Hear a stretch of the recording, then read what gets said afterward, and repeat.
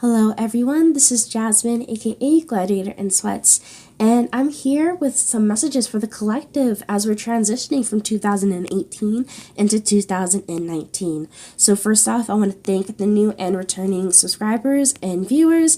Just those that are here on this journey with me. I am so appreciative of y'all, and I just really want to thank y'all from the bottom of my heart, for this year and for, just the little bit of a community that I've been trying to build in this process, since the beginning of March, and just really being able to see how far that I've come, how far we've come in our realization, So yeah, I just really want to get into the cards and try and not make this a super long, fluff video or anything. But yeah, so just getting into it. So yesterday we began the White Worldbridger Wavespell, which is, as I've been saying, these are these 13-day, 2-week periods where we're focusing on, or not even just focusing on, but it's, a phase within our spiritual process or path as we are, within this story. What is it that we're going through? And so in wanting to focus on what it is that we are really, what are we really experiencing? What are we really engaging in at this time? I want to pull a card from my Angelarium deck in that regard. And so, very resonant. The card that I did pull was Da'at. This card, as it says on the card, null and emptiness. And so I'm really feeling this again. This is about us being receptive, being really in a space of allowing ourselves to be a conduit, allowing ourselves to be in a state of receptivity. And again, I'm really seeing this more in a ways of, if you want to relate this to this idea of transformation, or even just think of changing clothes, you kind of have to I don't want to say stand still, because you kind of have to move to put your clothes on, but I hope you get what I'm saying, of this idea of when you're in the middle of a change, you kind of have to stay still as the clothes are changed, as the things are changed, and then you're able to get going from that point on. Or just the whole idea of needing to go into a changing room. And so that's why I'm kind of picking this up as we're in this changing room, if you will, of really shedding our old clothes, again, to really go along with this analogy, shedding our old clothes, taking everything off, so we're able to put something, completely brand new, or at least brand new to us, something very novel, something not just novel, but refreshing, and really, I feel light, because it'll be very much authentic with who it is that we really are, as opposed to having to sort of carry something that isn't even resonant, something that doesn't really go along with who it is that we actually, underneath it all, how it is that we want to feel about ourselves.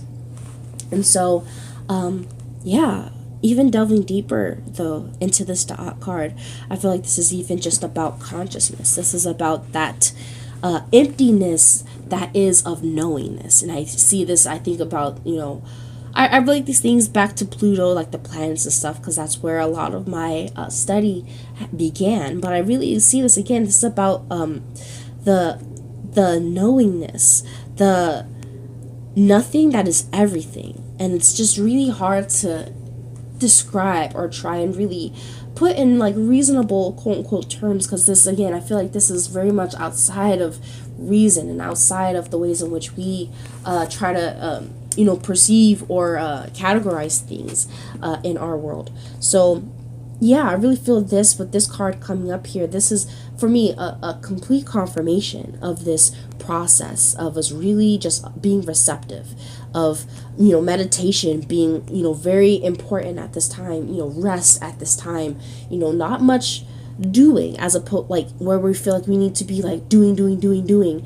I feel like this is a space of receptivity, as I've been saying kind of several times, but really just allowing ourselves to be exactly as is, because we are how we need to be in this time. We're in this transition, we're in this, like I said, we're in the changing room. So it's not really about us making these sort of changes that we think we need to be making, or we feel like, oh, we haven't made these changes yet, we're failing. I actually feel like that's a part of this process, is that we haven't been making those those very strong concrete changes just yet.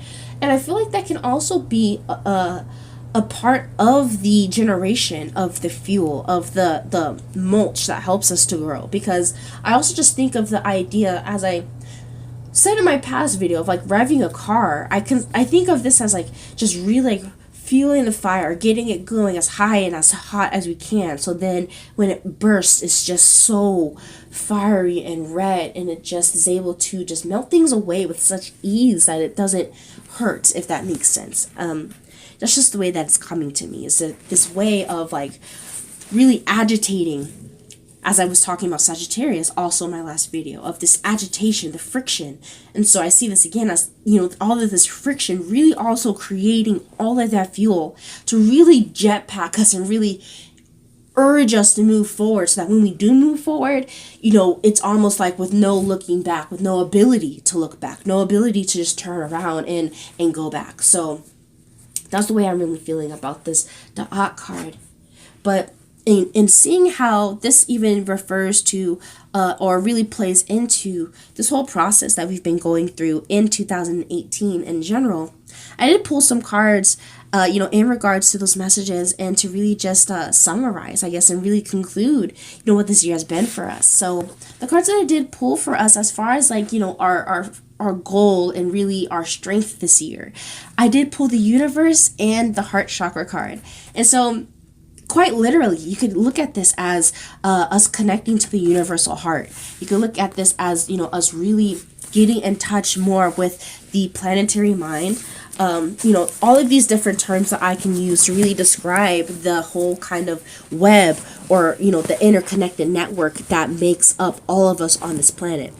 I feel here too, it's about us connecting with each other and having a mastery of the heart, as we were talking about, but more so on a level of, we've been really having to learn more about our emotions, really get in touch with our source, and really unsheathing a lot of the hardened shells that we have developed, not even just through our lifetimes, but generationally, through all the time. And when we look at it generationally, you can even think of the things in which we feel like we're not able, or we think that we can't help other people because we need to be focused on just helping ourselves, or all of these either or things, all of these sort of ideas or concepts where we feel like we have to choose between things that we care about. Like we have to suffer or sacrifice our integrity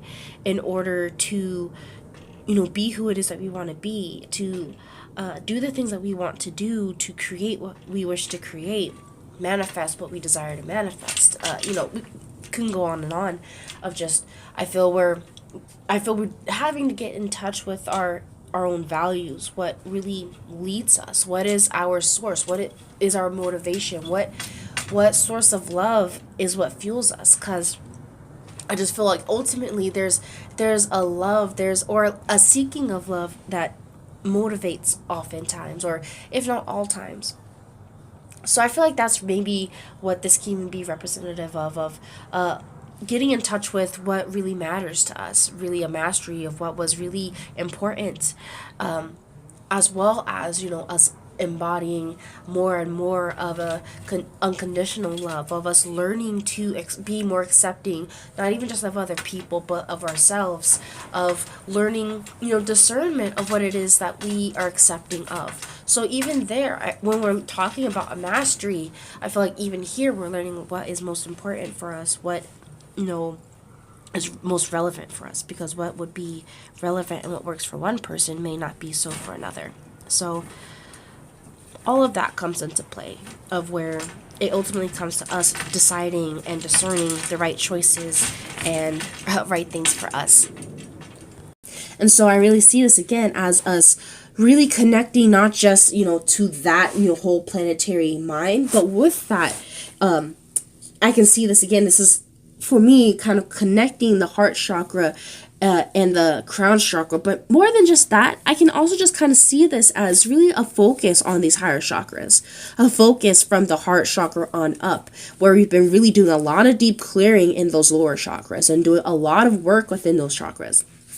And so, I mean, you can even see that with this challenge card that I have of the Seven of Swords with deception and envy. And I don't even see this so much about like a focus on like a decepting of others in a very malicious sort of way, but I see this more so in a way of deceiving ourselves in the ways in which we have been, self-eluded, and creating all of these sorts of feelings about what it is that we believe that we should have, or just all of these concepts and thoughts that we have about ourselves, or about our lives, how things should be, how things could be, or just a lot of the ways in which our mind can create a lot of this deception, create a lot of these illusions for us. I really relate this though to our heart because of the green in this card, of how much green and the yellow in this card, and even how this card, the way that these cards are positioned, looks at the heart chakra card, the way it glances over. And so I even see this again as us really having to unmask ourselves, make ourselves vulnerable, having to take off, as I've been talking about the dressing room, we're literally having to just, unclothe ourselves of all of the different costumes and masks that we have, worn, or, carried for all of these years, or, these feelings and stuff that we've carried throughout our bloodlines and generations. Also, like, even with this yellow and then the green, just this deep connection to who it is that we are, and our own confidence and belief in ourselves, and our own belief to be able to manifest what we need to manifest, or to create what it is that we want to create, or be what it is that we want to be. Even this coming back into this whole sense of being, this whole idea of deception too is trying to be who it is that we aren't. And so, yeah, I really feel like both of these together, it's about, that on that level. But again, if we want to look at this in our relationships way too, we can see how this could be about, deception within our relationships too. Because of course, this can play out in our, interpersonal relationships, where we maybe can see where, other people or other groups may not appear as they did to us before, where we begin to see the truth. We begin to see the underlying, the truths under all of the falsities, under everything that is kind of constructed on top of the truth. And so, yeah, I'm really feeling that here for these cards here. Here with our conclusion though, and although it can seem very negative or maybe pessimistic, we have the heartache and loss card with the throat chakra card.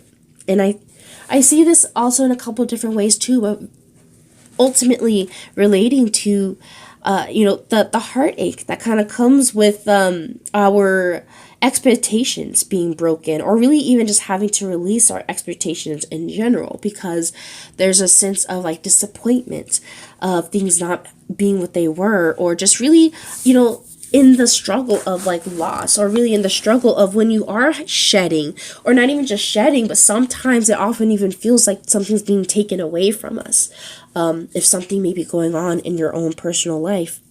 And so here I feel like this is about acknowledging that pain, really honoring that pain, not in a sense of trying to run from it, but really listening to it.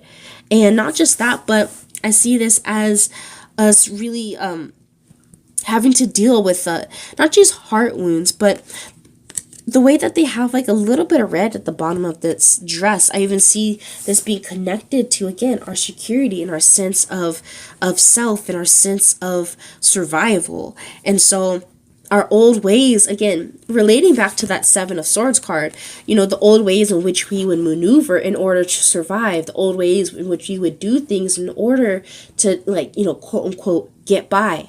I feel like this is about us really being vulnerable, allowing ourselves to kind of feel a little bit, because that's also what I also just been talking about this past month or so, when we've been talking about Chiron and Pisces, and really about a lot of those wounds within Pisces. And this isn't really necessarily a new discussion of the desire to like escape reality that comes with Pisces, the desire to really return to the magic of the unknown. And so I really am feeling this as we are we're feeling those wounds. We're allowing ourselves to ache in new ways, or not necessarily new ways, but in ways in which we wouldn't let ourselves ache before, because we can be quick to want to heal ourselves in a sense of like a quick fix. We don't want to feel, and so I feel with this conclusion, this is about us feeling, whether it's going to hurt or whether it's going to feel amazing. I feel like this is about listening to those seemingly negative emotions. What is it that they are telling you? Because with this throat card, chakra card, I see this not only as us being able to communicate our pain, being able to vocalize and be able to really kind of understand what it is that we were going through, but I feel like this is also about an inner hearing, an inner listening to our soul, finding our truth from within too.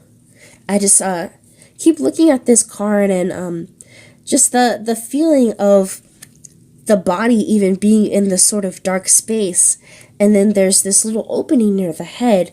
So again, I'm seeing this be about a real sort of a transformation of the body and of the ego, of the lower part of self, as the higher part of self is essentially like illuminating and helping us to open ourselves up to release, and then also so that we're able to receive. So underlying, this message overall for 2018 and what it really meant for us to unsheath our true selves, for us to learn to reconnect to love, to reconnect to unconditional love, and reconnect to harmony, reconnect to unity. I'm really feeling this just coming through, not just for, us, but it's been a long time coming of us wanting to come back to a sense of togetherness, as opposed to, a whole sort of dog eat dog world that it has been. So all of this transitions us and brings us to the final card that I wanted to read for you guys, which was a Rumi Oracle card that I pulled for us ushering into 2019. And you guys are going to love it because it's a new gown. And I mean, just think about how symbolic that is, even so much for the cards and the messages I've already just given about us, unsheathing and undressing and really molting, all these different ways in which we can discuss a removal of our layers, a removal of the things in which we use to sort of kind of define ourselves or separate ourselves from others. Really coming into this newness. And again, relating this to the Da'at card of being an empty conduit, of allowing ourselves to be this free-flowing, kind of transparent sort of receptacle for consciousness.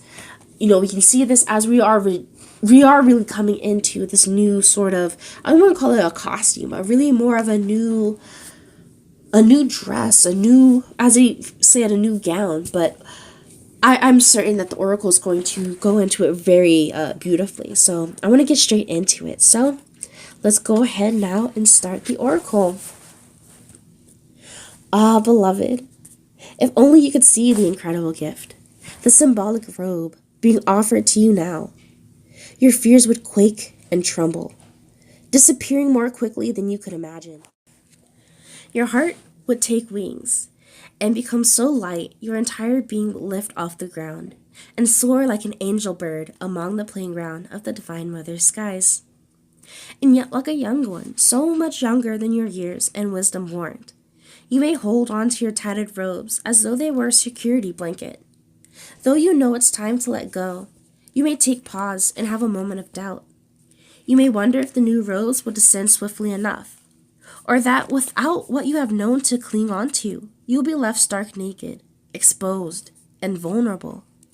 These thoughts are not worthy of your status, but perhaps you are ready to realize you are of the most sublime royal lineage, that you're worthy of a cloak of galaxies, a crown of stars, a body of secret earth, and a voice of stirring music. You may be craning your neck to see who it is that can bestow permission upon you to receive a gift of such dignity. In whom is such authority vested, that you may no longer be as the beggar, asking for scraps and contenting yourself with stale crumbs.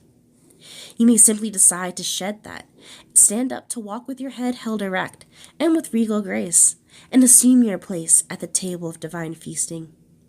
Remember that your royal birth certificate is stamped in your heart. There is no authority required, no permission to be granted. You are what you are already, and always have been thus. So all that is required from you is to realize this. This oracle comes to you with sacred portent. You are fast approaching a moment of great leap, an evolutionary shift on your spiritual path. Your sense of self and your divine identity is about to be revealed and realized in a way more potent than ever before. This is wonderful. It is a divine happening. You must allow it.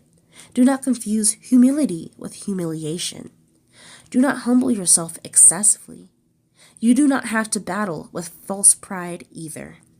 Simply honor yourself as a living being, worthy of life, worthy of this royal path of divine realization. What a gift it is to cast aside belief in inferiority or superiority, unhelpful as those notions are for you now. What a gift instead to embrace your own path, irrespective of what others may think, whether they hold it in glory or derision. But who cares? Not you, nor I. Your royal heritage has been revealed, and in seeing the divinity within yourself, you become blessed to see in it all beings returning to the realization of royalty within. Crazed searching outside of the heart will come to an end. A simple golden path will be found, as though a river of molten glow of gold, flows from my heart back into the oceanic heart of the great beloved, where, united again, you finally ascend your throne and claim your divinity once and for always. And so this oracle comes with sacred guidance for you. You are stepping into empowerment in a new way, and it is to be honored. Do not allow yourself to be dragged into dramas or power games. You are worth so much more than that. You are tapping into your inner dignity, and others may not know how to respond. Some will respond with love and acknowledgement. Others will fear and judge, calling you too big for your boots or high and mighty. Those are voices of fear, not truth. So be in your dignity and power and keep going. It is the divine that urges you thus, not the ego. So do not doubt the changes happening within you now. Embrace them. And so, just even with that passage being really, for me, just a great summary and conclusion of everything that we've been in the process of in 2018, and really what, not just 2019, but what I feel, especially with these eclipses and with January, for me, being like this huge sort of like crossing, into, or really, as they say, a wearing of this new gown. So, as it says, like these transformations that many of us are coming into, especially when it comes to, honoring ourselves and wanting to be ourselves and trying to understand the balance between service and honoring ourselves. And so I feel like there's, again, this is about the deeper integration and realization of recognizing, honoring ourselves is honoring others, recognizing the ways in which being true to ourselves is being true to other people, is helpful, is beneficial to other people. And so not just that, but, doing what is best for us, being able to live our truth, not worrying about other people as far as, what it is that they think, or worrying so much about, what needs to be done for them, as opposed to what really works, or not necessarily works, but what is really resonant for us. And so I feel like this is just about also, a deeper understanding and deeper nuance coming forth about the ego, and coming through about how the ego is helpful in this world, and just how it's just that the ego got a little bit out of control. Not so much that we need to get rid of it, or that, the ego is bad and this, that, and the other about it. So I really feel this is, again, about even our perspectives of things having to change, the ways in which we kind of came from things really maybe having to be reworked, so we're able to see things maybe in a clearer way, or at the very least in a way that's really more resonant with our inner truth, that's really wanting to be embodied at this time. So with that, I do want to end this with the honoring ritual that it has. I would suggest doing this maybe for like a New Year's Eve sort of thing, or it doesn't even have to be done today, at any time. I mean, it would be awesome even for maybe the eclipse or whatever you'd like to do, but I'm going to go ahead and read the instructions for this ritual, so you can do this now with me, or you can do this later, or you can do it both times. It really doesn't matter. So yeah, let's go ahead. Place your hands very lightly upon the top of your head. Say aloud, I cast aside lesser crowns. Open your hands up to the heavens and say aloud, I receive the royal gown descending through grace. Slowly and gently guide your hands down from over the top of your head alongside your body, as though drawing a royal robe over your head. Allow your hands to gently touch the floor, as though the robe completely covers you. Sit comfortably and visualize or intend that the most beautiful gown of many colors surrounds you. You may or may not be aware of the colors. You may see layers of shimmering lights, stars, roses, or more. You may hear the gown singing like a choir of angels, or gurgling as though it is a fountain of liquid gold. Let it be as is for you, as subtle or powerful as it wishes to be. Whatever happens for you is perfect. When you are ready, simply open your eyes, place your hands in a prayer position, and bow your head. You have finished your secret honoring ritual. And with that, we've essentially concluded the messages that I have for the collective for 2018. So yeah, thank you once again for those that tuned in and have been here from me, whether you were here with me from the beginning when I started this channel in March, or whether you're seeing this video now for the first time. I'm just really appreciative for those that have been here with me, and for communicating with me, sharing the space, discussing the things that you guys have been going through, and just really realizing how much in our own ways, we go through a lot of the same sort of situations of really learning ourselves in the ways in which we are having to, step into our empowerment. So it's been really fun, this year, getting to meet new people and, just putting myself out there in a way that I've really never done before. So I'm just really grateful, for this channel, for this space that I have, and just for those of y'all that do hold this space for me. So yeah, again, thank y'all so much. Hope you guys have a wonderful 2018, or at the very least that I hope that you are able to feel like you made the most of it. Or even then, if you don't even feel like that, we can always take a little bit of solace in knowing that every moment and every day, and maybe now, with it feeling like a brand new year, it can feel even more sort of substantial about us being able to make a new decision and start fresh again, next day. So yeah, I really encourage everyone to really we see all the New Year's this way, but I really feel, especially moving into January, moving in through these, eclipses, we're really going to be feeling this, I feel like kind of a shattering of, our old story, of the parts that maybe we have been a little too scared to close off on our own. I feel like things that will be closing will be closing. If they are seeking to end now, they will end. So yeah, with that said, I will see y'all and talk to y'all again in 2019. And yeah, without further ado, so much love to you guys and so many blessings. I really hope that you guys have a wonderful New Year's Eve and just New Year's Day. And yeah, until the next one. Bye, guys.